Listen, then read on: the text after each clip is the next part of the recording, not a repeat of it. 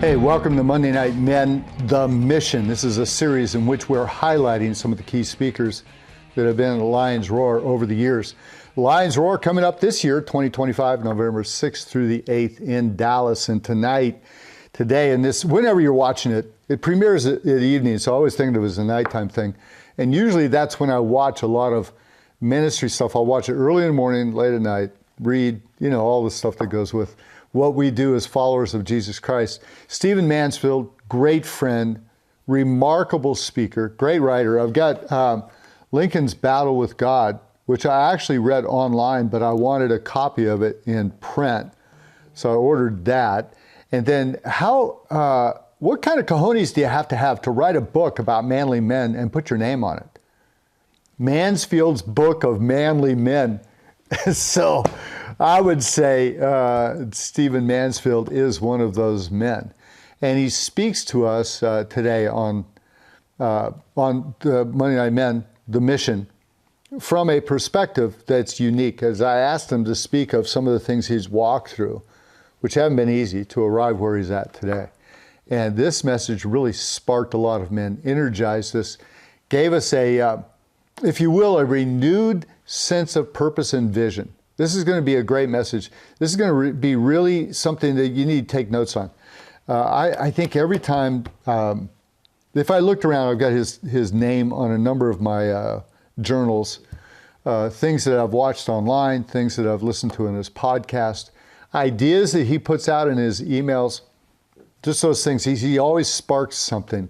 I think it's going to be great. Hey, remember to pray for the men who are leaving here in the next couple of days for Vietnam. We've got a full team going to Vietnam. Pray for them. And as you can, we're raising money for books for the pastors and leaders. We need a couple $1,000s worth of books and resources to give to those men. At the same time, we've got another team leaving in a few more days for Uganda. Otto Kelly. This is Sam Masteller and Bobby Dolinger and Aaron Franz and their teams. And then we've got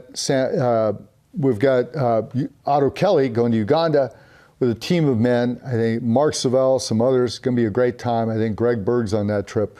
And that'll be powerful, but we need resources there. So all of these things, as you can, help. And then the Middle East with Steve Trevino. They're going to some places I don't want to put out, and we don't put them on our calendar. I can talk to you about them at Lion's Roar. We can kind of do a closed door thing, give you reports. We'll have some people there from the Middle East.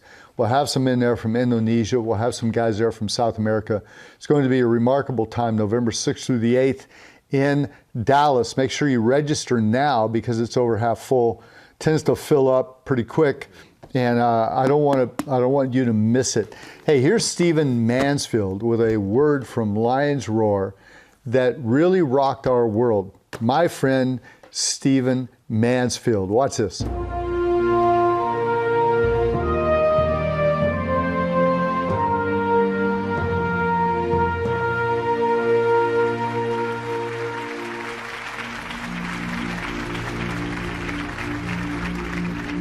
Gentlemen, it is late in the afternoon. Dinner is next. Paul gave me this slot because he hates me. And I would like your permission to hit hard and run fast. Can we do it together? Let's not screw around, all right? You just had a black man preach. Now you've got a Native American preaching. We need more help, so I'm expecting more. By the way, they call me the white spot even though I'm not white. At the church, I help pastor a little bit in D.C. with what time I have. And I'm used to people slapping high fives during the sermon. At our church, Cool and the Gang leads worship. You understand what I'm saying? Somebody doesn't go, oh, Spirit's not moving. So do not white me here this afternoon, all right? I want to talk to you in the next few minutes. I promise not to waste your time. I want to talk to you about one of the most important truths of your generation of men. And it is this: if we do not have a surge of righteous, Christ-like, anointed, passionate, powerful manhood in our generation, we will not see the Great Commission fulfilled in our generation. Let me say it a different way. In order to see the Great Commission fulfilled in our generation, we have got to have a great surge of righteous, powerful, Christ-like, anointed manhood. Because the two go together. And you need to hear me say this once and say it up front. I am not putting women down. I believe so much in females and in missions and in leadership that I probably would make some of you nervous theologically. I'm passionate about that. And some of the best missionaries in the history of the church have been women. But you're about to hear me to describe some things about missions that require, if we're going to reach dangerous nations with the gospel, men are going to have to be men on fire. That's all there is to it. I want to tell you the story of Isaac. Isaac lived in 1636. Around that time, he heard the lead, we'll call him a missiologist, since that's what we call him today, the lead champion of missions into New France. New France is the area in the United States now around the Great Lakes. And he heard the lead man who was urging Europe, urging France to go and to minister the gospel in that area. He heard him say that the people living in that area were like brute beasts, without faith, without law, without religion, and without God. I'm going to say some harsh things about the Native Americans of that time. I'm Native American. If I'm not offended, you shouldn't be, okay? Let's lay that aside just for a moment. I give you permission as a Kala Cherokee to lay aside your offense for Kala Cherokee, all right? Isaac got excited. He went to seminary. He got ordained, and he went to New France. And he learned the languages, and he worked. And then one day, his group of ministers were captured. And Isaac made it into some bushes and was watching Mohawk Indians capture his French compatriots who were there to minister the gospel. And he could have stayed hidden, but he decided instead to expose himself, to come out from the bushes and join the captive party. What happened next blows the mind. Isaac went to the village as a captive.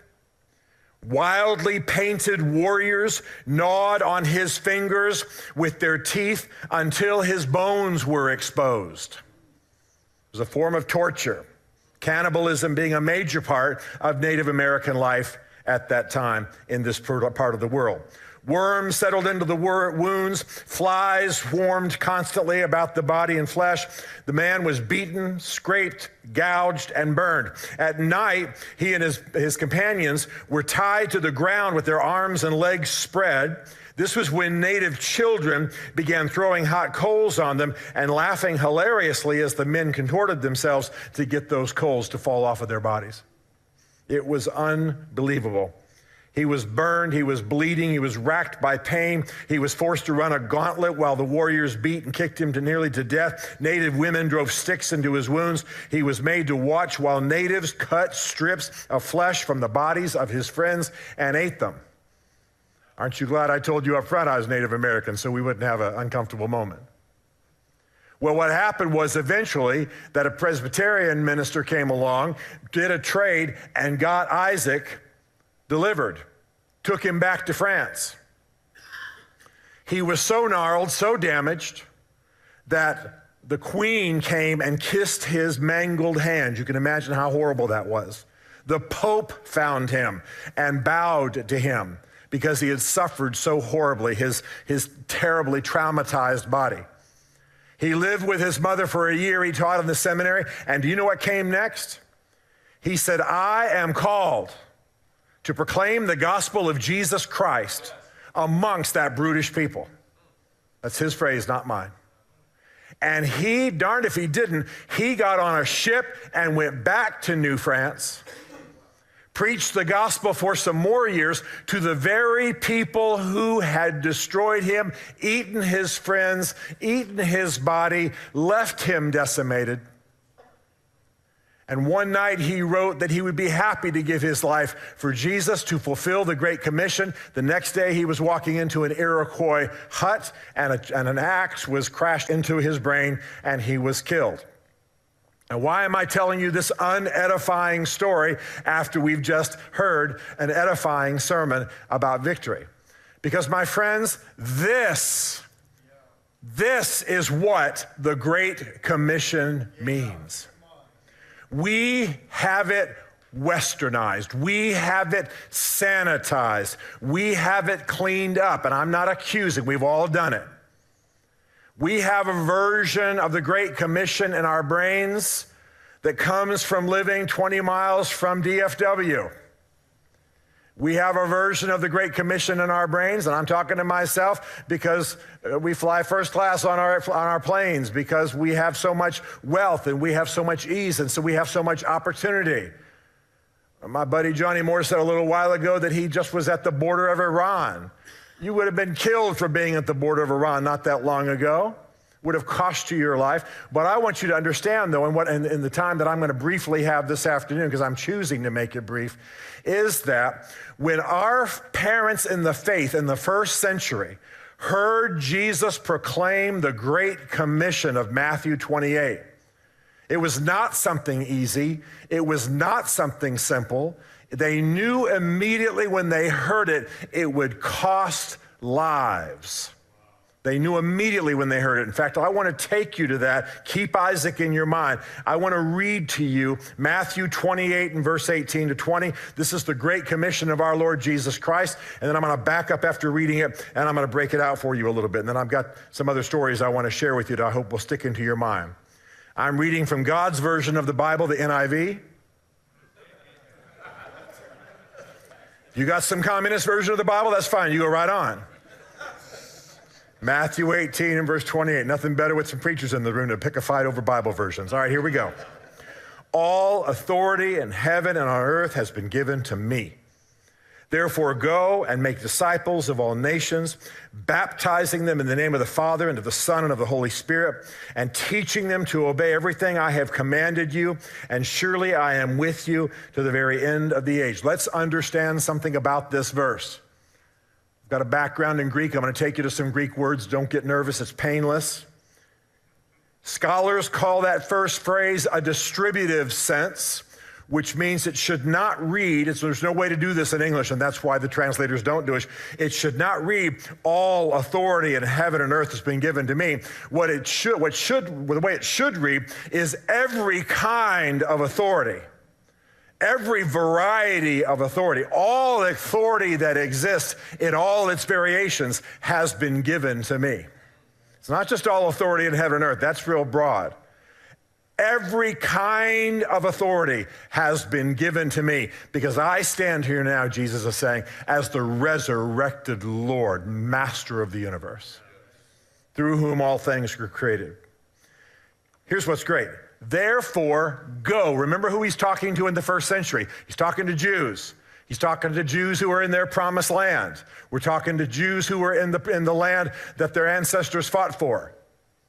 Talking to Jews who belong there. Jerusalem's where they go. They go up to Jerusalem for 3 holy festivals every year and sometimes more. He's talking to people who are home. He's talking to people who belong there, fought there, whose ancestors bled there. And Jesus says, go. Well, everything outside is dangerous. Now we're talking about the dangerous nations because there's a few of them, it's not all of them. Back then, everything they faced if they went was dangerous. Jesus wanted them to take the gospel of his resurrection, of his lordship, and take it into pagan, idolatrous lands where it would cost you your life to challenge the gods of those lands and those places. So the very word go doesn't mean what it meant today. You learn a little bit more about me. I'm in and out of the Middle East all the time. I go, yes, Delta takes good care of me because I fly them a lot. I'm usually first class. Going is not expensive. I mean, it's expensive. I'm just saying it's not difficult on me. The word go doesn't mean to us what it meant to them. What it meant to them was go risk your life. They immediately understood that. They immediately understood they were living in a Roman Empire. They had a pantheon of gods, and to challenge those gods meant that you died. The early Christians were not persecuted because they proclaimed that Jesus Christ was Lord. They were persecuted because they proclaimed he was the only Lord and all other gods were false.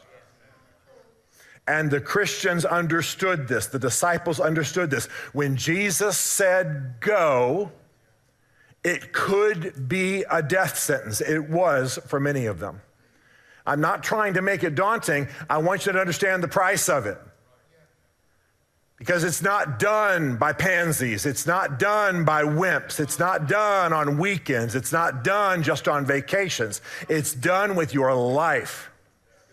And I've been involved in missions my life. I've been a pastor whose church had half of its budget sending people to missions. People I have sent have had bullets put through their brains. Families I have sent have been raped and traumatized and machine guns. The gospel, the Great Commission, is costly. It's not done by pansies. It's done largely, women understand that I'm passionate about women in leadership, but it's largely done by men aflame and courageous. Men aflame and courageous. If we're going to go to dangerous nations, we're going to have to reclaim what these words meant in the first century. And then it says this, go and make disciples of all nations. He didn't say go make disciples of basileon, that's the Greek word for kingdoms. Didn't say go make disciples of anthropos, that means men. He said go make disciples of ethne, which is our word for nation, but it doesn't mean what it means. It doesn't mean political nation. You know what it means? It means, the word ethne means people identified by a common characteristic. So Jesus was not telling them necessarily, and I'm obviously got my chronology wrong, but I'm making a point, to go to Germany or France or Great Britain. Jesus was saying, go into all the people groups of the world. Go to the sailors. Go to the soldiers. Go to the centurions, go to the politicians, go to the storekeepers, go to the shopkeepers, go to the prostitutes, go to the pimps, go to every people group of the world and make them disciples. Disciple the people groups. It's a big difference from go make disciples. Go make disciples is go into the political nations, the geographic nations, and lead some people to Jesus. Disciple the people groups means that somebody's called to disciple all the public school teachers in this city in the name of Jesus. Somebody's called to go into the forts and the military camps and lead people to Jesus and disciple people. You understand what I mean? Some people are called to go into the sports arenas and the locker rooms and win that ethne, win that tribe to Jesus. That's what they were supposed to do. Imagine what that meant to the first century Jews. I'm supposed to go proclaim the gospel to soldiers. I'm supposed to go proclaim the gospel to people groups all over the world. Yes. And teach them whatever I've commanded. Teach them who we are. Teach them. Make them disciples. Teach them to obey. My point, what I'm trying to say to you is that, again, I'm going to say it one more time, taking nothing away from women. If you met my wife, you would know my wife is tough, baby. Celtic, wild woman. I'm telling you, nuts. Sometimes contractors come to our house, after they can't get anywhere with me, they'll go, well, you mind if I talk to your wife about this? Sure, go ahead. You gotta rip your lungs out and serve them to you. You understand what I'm saying? This is a crazy woman. This is a crazy woman. She's as tough as nails. So I am not putting women down. I have a leading woman. By the way, if you've ever seen an Amy Grant concert or a Vince Gill concert, or you've heard an Eric Clapton album, you've seen my wife. She's a songwriter and producer. So that's the kind of stuff she does. Concerts with 16 semis going down the highway. Now, I'm not putting women down. I believe women can do anything. But the Great Commission required men aflame. It required men who would storm into strongholds and proclaim the gospel. Not just preach, but proclaim the gospels. By the way, let me just go ahead and get straight right now. The Great Commission is not a preacher's or professional missionaries' commission. Some of you guys in here are mechanics, I assume, and some of you guys in here are teachers, and some of you guys may be pilots, and there are far more of you than there are pastors. I speak as a guy who is ordaining clergy. But there are far fewer, far more of you guys who are in the professions. Why? Because that's how the Great Commission gets fulfilled. It doesn't get fulfilled when the professional clergyman comes to town. It gets fulfilled when you win your tribe to Jesus. When you're in there proclaiming the gospel and teaching them whatever Jesus, and making disciples of them. But it requires somebody to go. It requires somebody to get up and leave the show of the West and get into the dangerous nations. And that usually takes men aflame with the righteousness of God who do not love their lives too much. Now, you gave the African-American guy bigger amens. I'm just saying. What is about Native Americans that's got them upset that you're not talking to a brother? You understand my point. You don't have men aflame, you don't have anybody going. You'll have some good female missionaries, and there have been some great ones.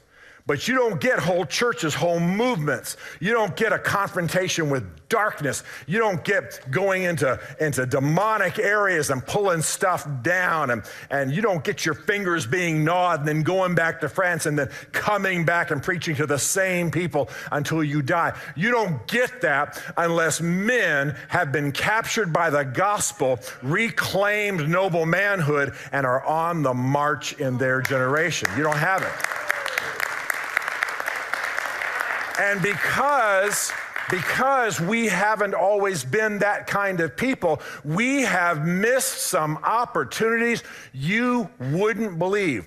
You probably know that at the end of World War II, Douglas MacArthur was pretty much the king over Japan, right? We had conquered Japan, Hiroshima and Nagasaki, and our troops going in, and Douglas MacArthur, whom my grandfather, Kerwin Lee, worked with as an aide. I come from a long line of warriors. It's a Cherokee thing.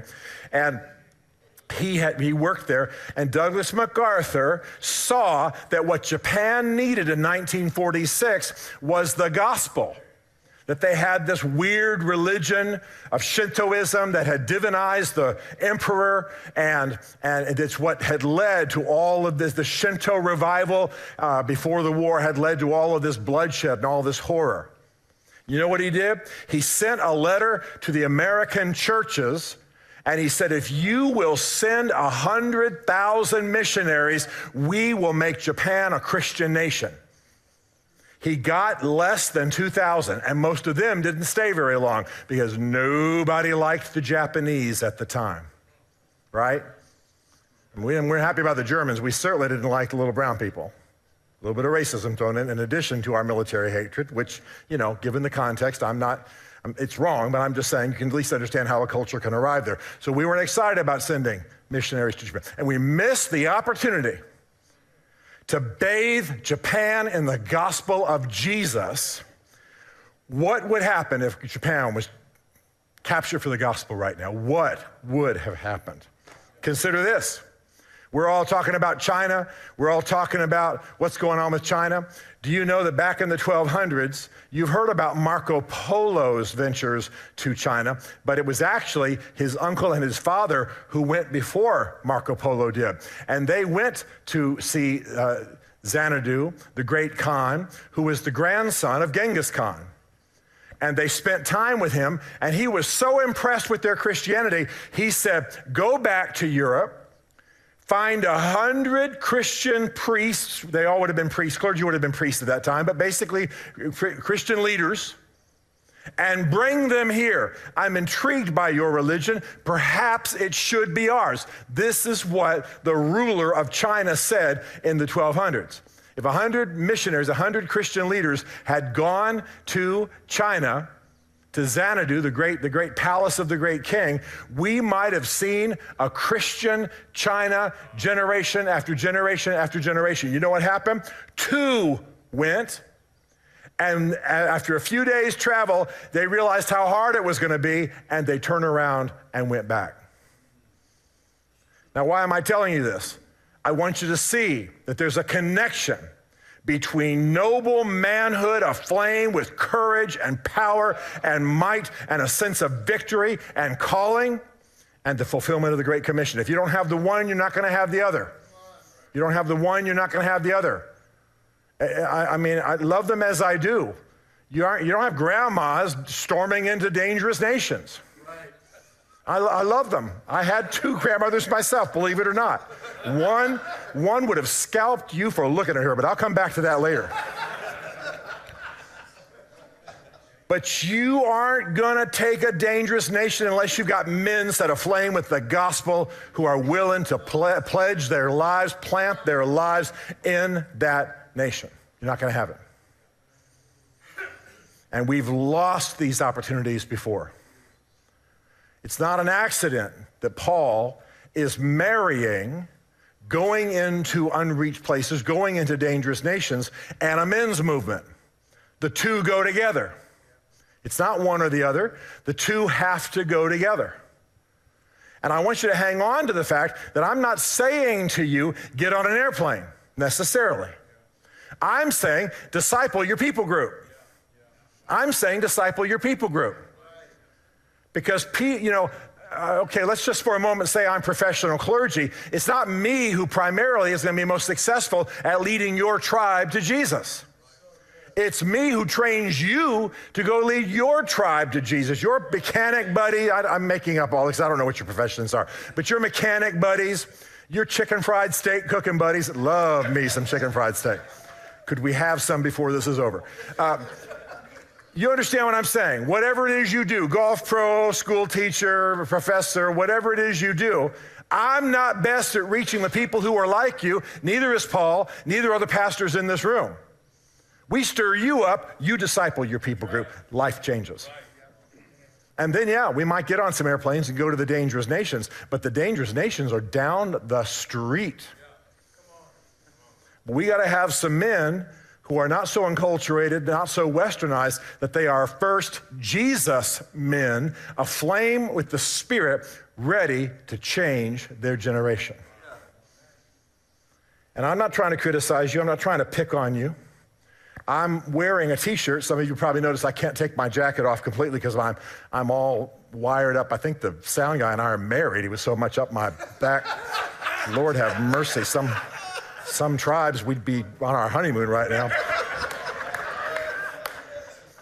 Largest people group in the world with no homeland of their own, the Kurds. I was pastor of a large church. I only mentioned the size because of what we were able to do, not bragging. Pastor of a large church in Nashville, Tennessee. Kurds began to pour in because of the persecutions of Saddam Hussein. Nashville still got the largest Kurdish population in the U.S. We began to minister to them, teach them English, teach them how to drive, teach them how to, get jobs and all that kind of stuff. They're thriving now. They began to say, would you please go back to Kurdistan? This is a state of mind more than it is any kind of nation. And would you please help them? Turning to Christians, turning to Christian pastors.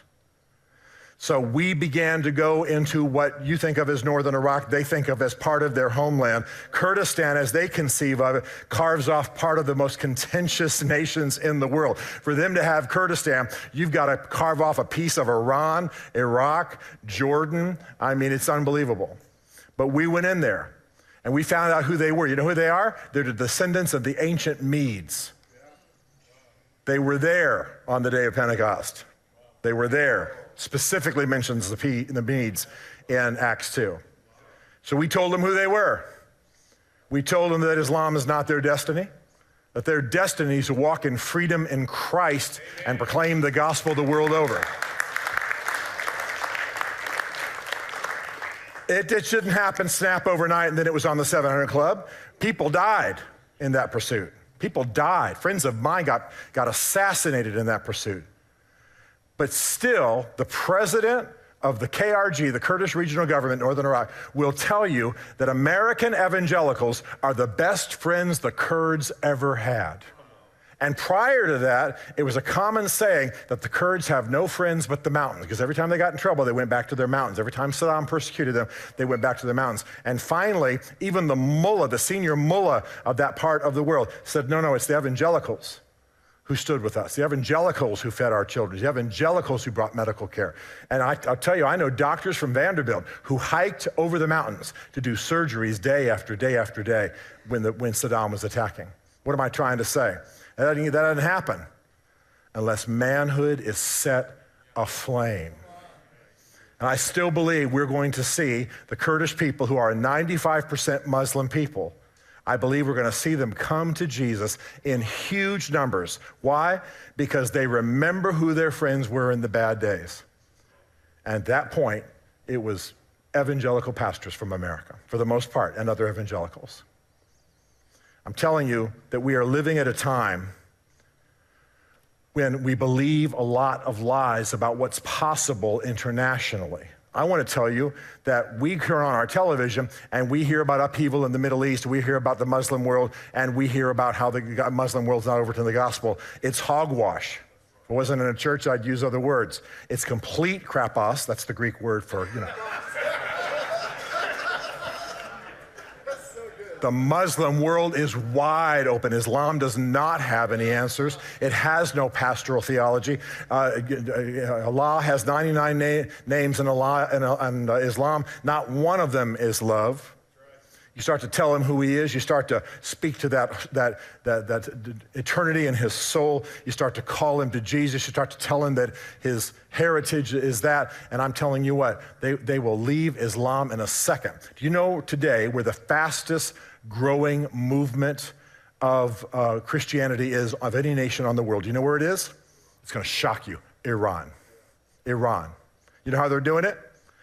They have car churches. They can't afford to be discovered by like singing in their apartment blocks. So they get in vans and cars and they use the satellite connection, of course, their cell phones and the phone systems in the sound systems in their cars. And they drive around worshiping Jesus and listening to preaching that is coming in through satellite. And the police have actually come and said, why are there so many cars with teenagers in them just driving around in circles all over our cities? And they finally figured it out. They don't want to stop it. They don't really care that much. The average age in Iran is 24. We're going to see a Christian youth movement in that country that will change the Middle East. But it's because somebody had some gonads, the Greek word for, somebody had some gonads and went in there and did the deed. I'm not trying to bring a whole new point to you. I'm trying to say, this dangerous nations thing is not just a program of Paul's. It's not just something we give to and leave, although I'm sure he'd be thrilled if we gave, and we should. It is part of the commission of men in our generation who name the name of Jesus. That doesn't mean I'm not asking you to go to Tehran, but I'm asking you to foster a movement, particularly here in this city, for those of you who are here, a city given to the gospel to a large extent, a city that's been about missions to a huge degree. I'm asking you to grow a men's movement that has the Great Commission as its objective. That's what we've got to accomplish.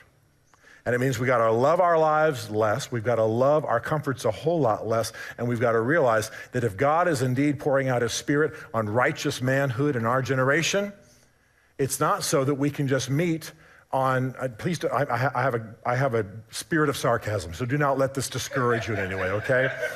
It is not just so that we can meet on Saturday morning and eat biscuits and gravy and talk about the football game the next day. Do you hear what I'm saying? I love you, but I'm saying that's not the only reason. I love football too. I watch 6 or 7 games a week in years, so I'm not picking on anybody about football. I'm ticked off about Aaron Rodgers, but we'll talk about that another time, okay? What I'm saying is, it's not just so that we can have something within the 4 walls of the church. It's so it can spill out and change our generation. Jesus is not going to say, did you have really good food at that breakfast on Saturday morning? No. Did you set your sons on fire?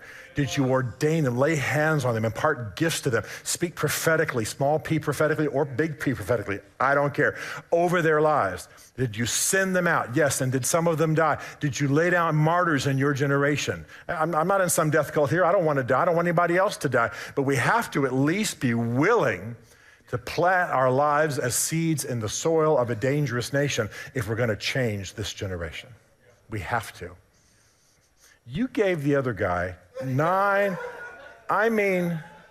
30, 40 minutes. He kept mentioning it. You were afraid. He was black. It all worked. What can I say? So sit your bony butt down. I'll be done in 2 minutes.